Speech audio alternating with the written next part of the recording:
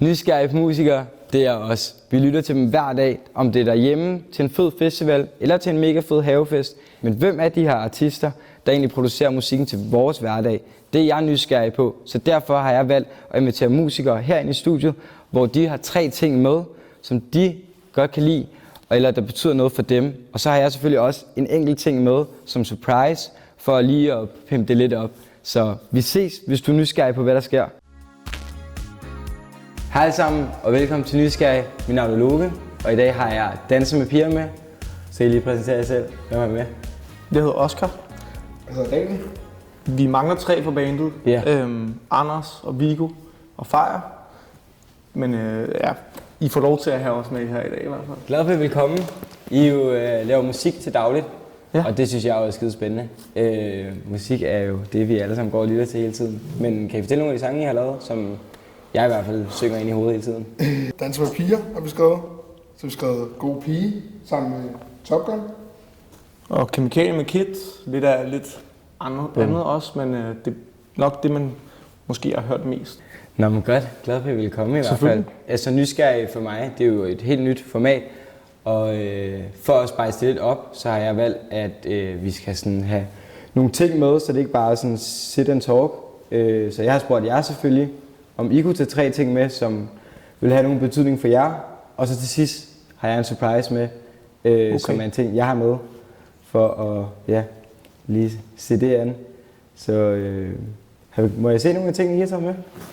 Ja. Skal jeg ikke tage min med først? Okay, du Har tager I en din hver? først. Nej, vi har en hver. Vi har, det er fordi, så den ene har taget noget, og så den anden. Okay, men har I aftalt alle sammen, også de andre 3, der ikke er her?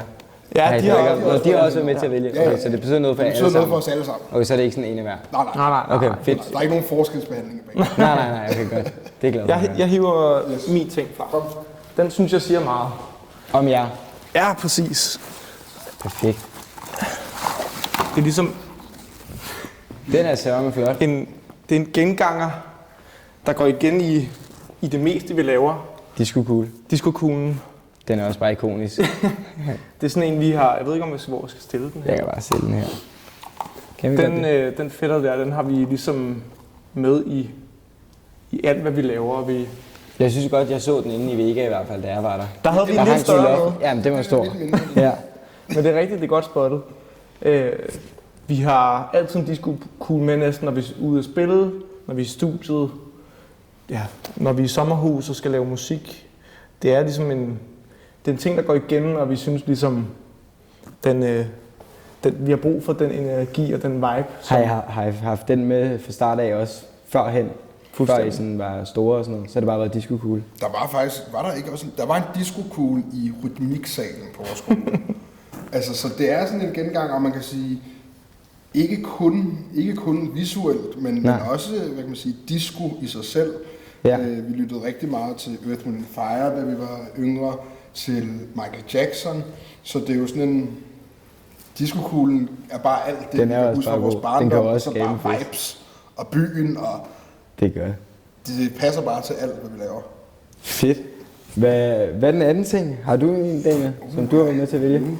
Nu bliver det hyggeligt.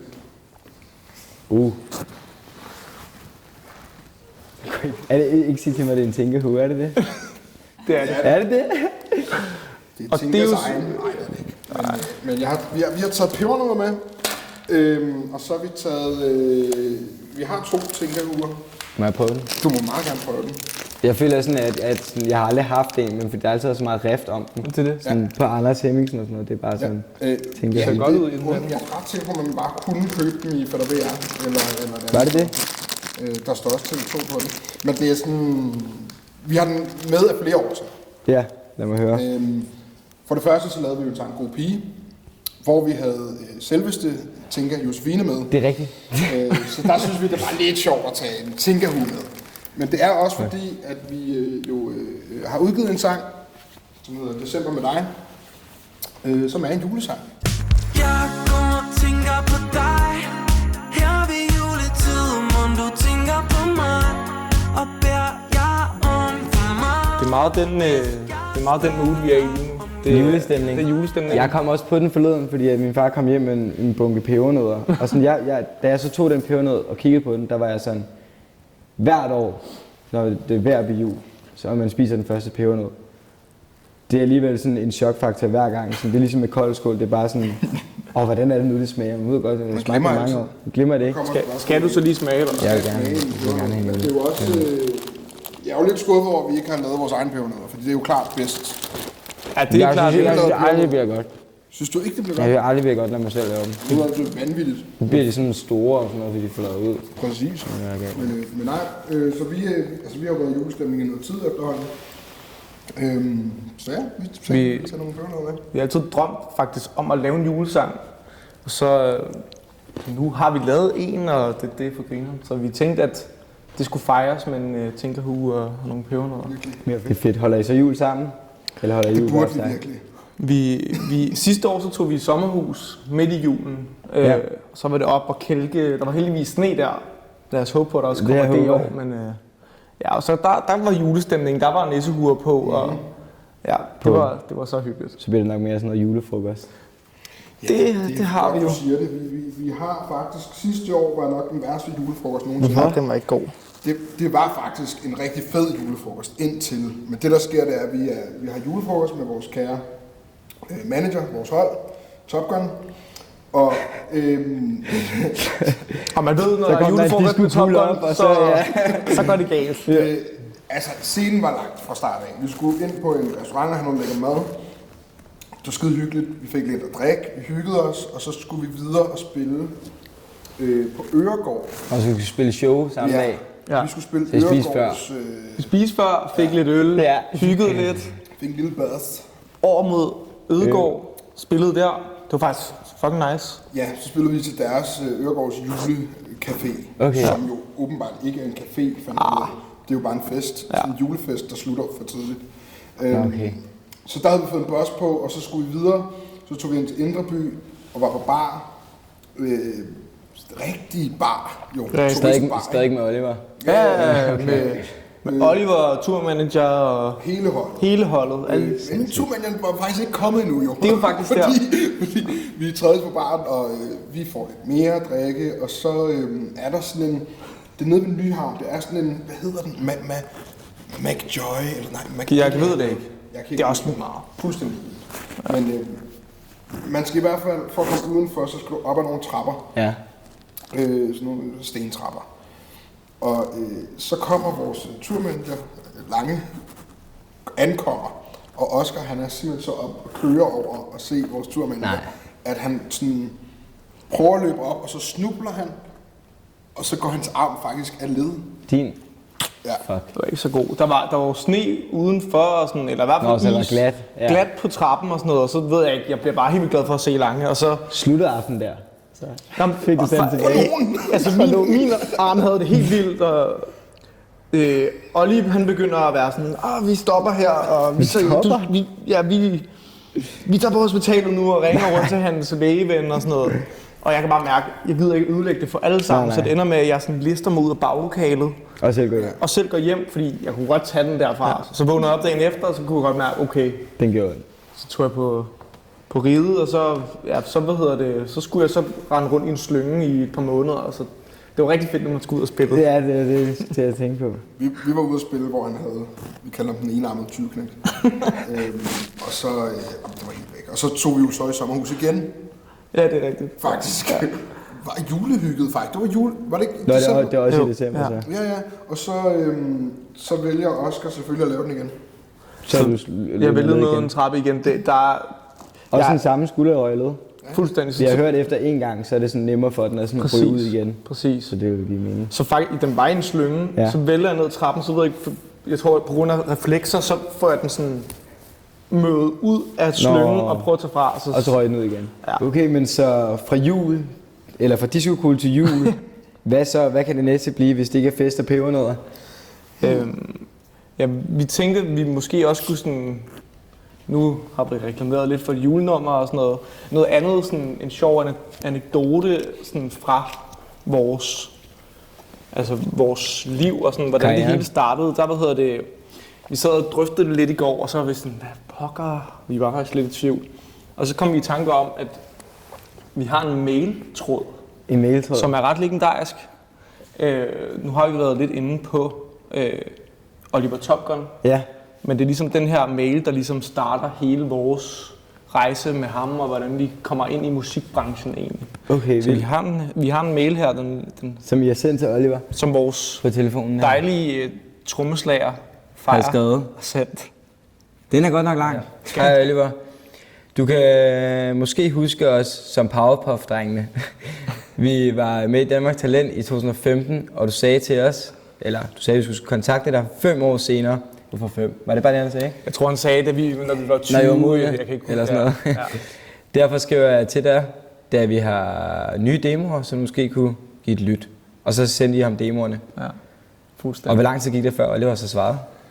Vi vidste faktisk ikke engang, at Fejr havde sendt den her mail. Det var i 2020. December. Det er 2020 december. December. Jeg har faktisk ikke engang selv mærke til. Så I sendte ham den i 2020 december? Ja. Vi har været med i Danmark har Talent, hvor han var dommer. Ja. Der var han så jo selv ung. Ja, præcis. Der var han ret Top Gun ung. Der var han rigtig Top Gun. Ja. Der var han vel egentlig faktisk vores alder. Ja, nu 24, 25, ja, måske sådan noget deromkring. Ja. Det var en meget sjov kapitel. Det var også der, hvor vi begyndte at spille rigtig meget sammen og sådan noget. Men så, dengang spillede vi covernumre og sådan noget, og så fik han sagt, at vi skulle skrive til ham, når vi blev lidt ældre, og så valgte vi at gøre det her for nogle år siden. Nå, vi har jo snakket lidt om de 3 ting, I havde med, som var disco cool, nogle pebernødder, lidt hygge, december, og så selvfølgelig Top Guns mail, eller mailen til Top Gun. Ja. Jeg har også forberedt en ting til jer, som I ved måske lidt om, men jeg har taget min, hvad man kan sige, gamle chef, gode ven, Frederik Truslev med. Hej. Det er Frederik. Spændende. Hej så. Jeg hedder Oscar. Hej Oscar. Hej. Jeg skulle prøve at lære jer at danse. For Frederik er med i Vild med Dans lige nu, som kører. Har set det. Og det er jo så sej. Så derfor vil vi se om, hvor mit spørgsmål har været, da jeg begyndte at skulle tænke over at lave det her, var jeg sådan, selvfølgelig helt klart at danse med piger med, men så var mit spørgsmål så, kan danse med piger danse med piger? Ja, selvfølgelig har vi ikke nogen piger, men sådan, kan I danse? Sådan der, Kan vi danse? Fordi, kan I danse? Fordi sådan, det er lidt sjovt, at man vælger et navn, men sådan, kan man så leve op til det. Okay, det der jeg er føler. pres på, kan jeg mærke. Der er ikke pres på. Men det er godt, det er godt. Vi kan ikke gøre det godt, hvis der ikke er pres på. Vi er gået til dans, men jeg skal bare lige sige, det var, da vi var stoppet, da vi var 14. Hvilken stilart? Hvilken stilart? Vi er Hiphopper, Jeg er ikke? ligeglad. Skal I lave hiphop i Vild med Dans? Nej. Jeg har faktisk taget en dans med, som hedder en passo doble. Har I nogensinde hørt om den? Kun når jeg har hørt, måske i Vild med Dans, så har jeg hørt om det, men jeg aner ikke, hvad det er. Det er sådan en lidt aggressiv dans, Okay. som faktisk er sådan lidt gammeldags. Jeg ved ikke, hvad man prøver at lege. Jeg har bare fået det her fortalt. Men er sådan lidt gammeldags med sådan noget tyrefægtning. Så det er meget sådan voldsomme bevægelser. Okay. Store bevægelser. Okay. Og det er en lidt maskulin dans. Okay, men jeg har aldrig nogensinde prøvet at danse. Er det klassisk dans, eller hvad hedder det? Altså det er jo opdelt i standard og latin. Ja. Og standard er jo meget de her, og det her det er en latin-dans. Helt sikkert. Ja. Så får vi Så der man har en nogle lille høj hæl på, men det tænker jeg måske, hvis bare dropper, ikke? Ja. Jeg har den her chokken. Der er en høj hæl på. Så har vi fået rykket nogle af tingene til side, og vi har fået danseskoene på. Frederik, hvad har du til os? Okay. Så vi skal starte med at stå med samlede ben. Så er man ved siden af hinanden, og du står foran. Ja, så. du står foran. Okay. Og så krydser vi armene Ja. og står lidt med hovedet nede. Og så tæller man i takter, det vil sige 1, 2, 3, 4, 5, 6, 7, 8. Er det mange? Det ved I vel noget om. Jeg ved ikke en skid. Okay. Og armene er helt ind til kroppen. Okay. Sådan. Og så siger vi, gør vi sådan her, nu viser jeg lige til jer først. Ja. 1, 2, 3, 4, 5, 6, 7, 8. Så 2 klap. 2 klap på 8. Okay, Ja. helt sikkert. Og så må det godt se sådan lidt sådan... Når det skulle være maskulint. Ja. Yes. Okay, helt sikkert. Okay. Så prøv. Ja. 1, 2, 3, 4, 5, 6, 7 og 8. 1, 2, 3, 4, 5, 6, 7 og 8. 1, 2, nu har jeg selv min egen koreografi. Beklager. Okay.